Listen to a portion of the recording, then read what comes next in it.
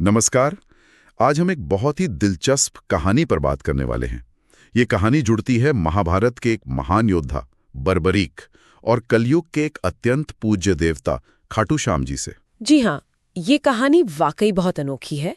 हमने जो जानकारी जुटाई है वो खाटू श्याम जी महाभारत से कलयुग तक जैसे स्रोतों पर आधारित है। बिल्कुल। और आज हम समझने की कोशिश करेंगे कि बर्बरीक कौन थे, उनकी क्या शक्तियां थीं और कैसे महाभारत का ये वीर योद्धा आज खाटू श्याम जी के रूप में पूजा जाता है। मतलब श्याम नाम कैसे पड़ा, ये सब जानेंगे। तो शुरुआत करते हैं बर्बरीक के परिचय से। बर्बरीक असल में भीम के पौत्र थे। उनके पिता घटोत्कच और माँ थी नाग कन्या मौरवी। अच्छा, भीम के पौत्र यानी पांडव परिवार से ही थे। हाँ जी, लेकिन उनकी खासियत सिर्फ उनका वंश नहीं था, उनमें गजब की शक्तियां थीं। उन्होंने भगवान शिव की, कहते हैं, बहुत कठोर तपस्या की थी। और उस तपस्या से उन्हें क्या मिला? मैंने उन 3 बाणों के बारे में सुना है। बिल्कुल सही। उन्हें शिवजी से 3 अमोघ बाण मिले थे। अमोघ यानी जो कभी खाली ना जाएं। अच्छा। और कमाल की बात ये थी कि ये बाण अपना लक्ष्य भेद कर वापस उनके तरकश में आ जाते थे। वापस भी? हाँ। ये तो अद्भुत है। हाँ, और कहा तो ये भी जाता है कि सिर्फ एक बाण ही तीनों लोकों में तबाही मचाने के लिए काफी था। इसीलिए उन्हें 3 बाणधारी भी कहते हैं। 3 बाणधारी, जाहिर है इतनी शक्ति। पर शक्तियों के अलावा उनका एक वचन भी बहुत मशहूर है ना? हाँ बिल्कुल, उनका अपनी माँ को दिया हुआ वचन। उन्होंने वचन दिया था कि वो युद्ध में हमेशा उस पक्ष का साथ देंगे जो हार रहा होगा, जो कमजोर होगा। हमेशा हारने वाले का साथ? ये तो मतलब सुनने में नेक लगता है, पर महाभारत जैसे युद्ध में तो ये स्थिति बदल सकता था। सही कहा। यही वो वचन था जिसने श्री कृष्ण को भी सोचने पर मजबूर कर दिया। जब बर्बरीक अपने नीले घोड़े पर सवार होकर कुरुक्षेत्र की ओर चले तो कृष्ण ने उन्हें रास्ते में रोक लिया। कृष्ण ने? किस रूप में? एक ब्राह्मण के वेश में। कृष्ण जानते थे कि अगर बर्बरीक युद्ध में शामिल हुए तो धर्म युद्ध का परिणाम कुछ भी हो सकता है। कैसे? मतलब अगर वो हारते हुए पांडवों का साथ देते तो? हाँ, लेकिन जैसे ही पांडव जीतने लगते, बर्बरीक अपने वचन के अनुसार कौरवों की तरफ हो जाते, क्योंकि तब कौरव हार रहे होते।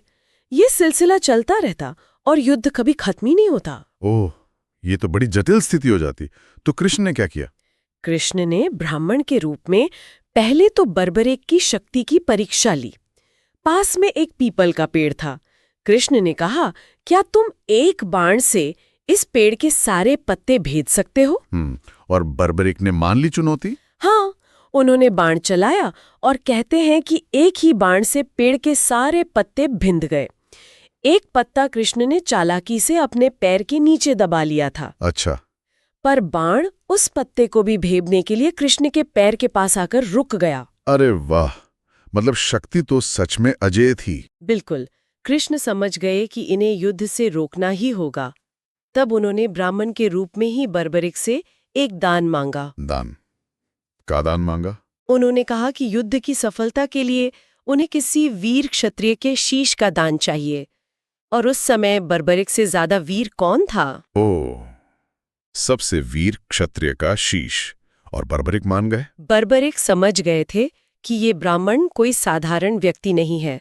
वो श्री कृष्ण को पहचान गए और अपने वचन का मान रखते हुए वो शीश दान के लिए तुरंत तैयार हो गए। पर उन्होंने कोई शर्त रखी, कुछ मांगा? हाँ, उन्होंने एक इच्छा जाहिर की कि वो शीश दान तो देंगे, पर वो महाभारत का पूरा युद्ध अपनी आंखों से देखना चाहते हैं। युद्ध देखने की इच्छा शीश दान के बाद? जी।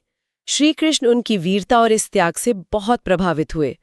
उन्होंने बर्बरीक का शीश अमृत से सींचकर युद्ध भूमि के पास एक ऊंची पहाड़ी पर स्थापित कर दिया। वहां से बर्बरीक ने पूरा युद्ध देखा। ये तो सचमुच एक महान बलिदान है। अच्छा, तो युद्ध खत्म होने के बाद क्या हुआ? युद्ध खत्म हुआ, पांडव जीत गए। अब पांडवों में बहस होने लगी कि जीत का असली हीरो कौन है। भीम कहे मैं, अर्जुन कहे मैं। हाँ, ये तो होना ही था। तब कृष्ण ने कहा कि इस युद्ध का एक ही सच्चा साक्षी है, बर्बरीक का शीश। उसी से पूछते हैं। और बर्बरीक के शीश ने क्या कहा? किसे दिया श्रेय? बर्बरीक ने कहा, मुझे तो पूरे युद्ध में सिर्फ एक ही चीज चलती हुई दिखाई दी, श्री कृष्ण का सुदर्शन चक्र और माँ काली का खप्पर जो पापियों का नाश कर रहा था। जीत का श्रेय तो सिर्फ और सिर्फ श्री कृष्ण को जाता है। वाह, क्या निष्पक्ष जवाब था। इस जवाब से और बर्बरीक के बलिदान से कृष्ण इतने प्रसन्न हुए कि उन्होंने बर्बरीक को वरदान दिया। वरदान? कैसा वरदान? कृष्ण ने कहा, हे बर्बरीक, तुमने महान त्याग किया है। कलयुग में तुम मेरे श्याम नाम से पूजे जाओगे। तुम्हारा नाम लेने मात्र से ही भक्तों के कष्ट दूर होंगे। श्याम नाम से? यानी कृष्ण ने अपना ही नाम दे दिया? हाँ, उनके त्याग के सम्मान में। और मान्यता यही है कि उनका वही पवित्र शीश बाद में राजस्थान के खाटू गांव में प्रकट हुआ। अच्छा, तो खाटू श्याम जी का मंदिर वहीं है? जी हाँ, आज खाटू में जो भव्य मंदिर है वो उन्हीं को समर्पित है। लाखों लोग वहां जाते हैं अपनी परेशानियां लेकर और मानते हैं कि बाबा श्याम हारे का सहारा उनकी जरूर सुनते हैं। तो ये थी पूरी कहानी बर्बरिक से खाटू श्याम बनने की। उनका बलिदान, उनका वचन, कृष्ण का वरदान, सब कुछ कितना अद्भुत है। बिल्कुल, ये कथा हमें त्याग, भक्ति और वचन निभाने का महत्व सिखाती है। कैसी एक निस्वार्थ कर्म आपको युगों तक पूजनीय बना सकता है। और जाते जाते एक सवाल सोचने के लिए छोड़ जाते हैं। बर्बरिक का वचन था हारने वाले या कमजोर का साथ देना। आज के समय में जब सही गलत, कमजोर ताकतवर पहचानना इतना आसान नहीं होता, तब